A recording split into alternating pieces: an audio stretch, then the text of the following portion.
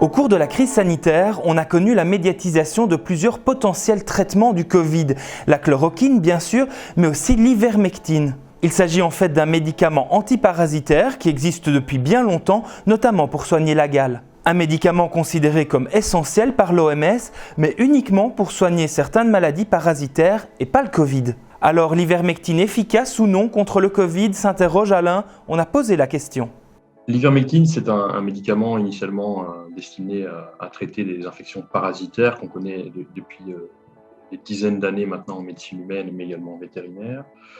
Elle est arrivée un peu par hasard dans le Covid, suite à une étude publiée il y a plus d'1 an qui a été rétractée ensuite parce qu'il s'avère qu'elle était frauduleuse. Elle a été utilisée massivement dans des pays à bas et moyens revenus et plusieurs équipes dans différents pays ont sorti des études de petite taille, de assez mauvaise qualité, suggérant un bénéfice sur la mortalité.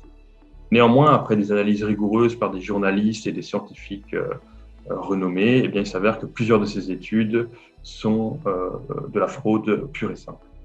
Et lorsqu'on le retire, ces études frauduleuses, des grosses analyses sur la mortalité, eh bien, il n'y a plus aucun impact de l'ivermectine.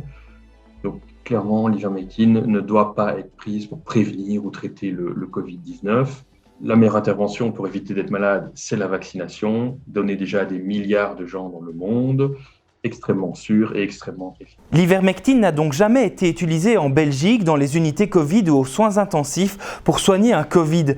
Mais alors, comment soigne-t-on dans nos hôpitaux un patient qui est admis pour une infection au coronavirus ? Actuellement, à l'hôpital, malheureusement, les armes pour traiter le Covid sévère sont assez limitées. On parle toujours de la dexaméthasone depuis 1 an et demi. On parle d'un traitement anti-inflammatoire qui s'appelle le tocilizumab, mais qui est en rupture de stock au niveau mondial. On donne des anticoagulants, on sait que ça peut améliorer le pronostic, mais c'est à peu près tout. Ce qu'il faut, c'est éviter d'arriver à l'hôpital parce qu'il n'y a pas d'arme magique contre le Covid-19 à l'hôpital. Malgré les traitements actuels, il y a toujours des gens qui vont échapper et qui vont évoluer vers la ventilation mécanique et vers le décès. Une question, une interrogation, question@bx1.be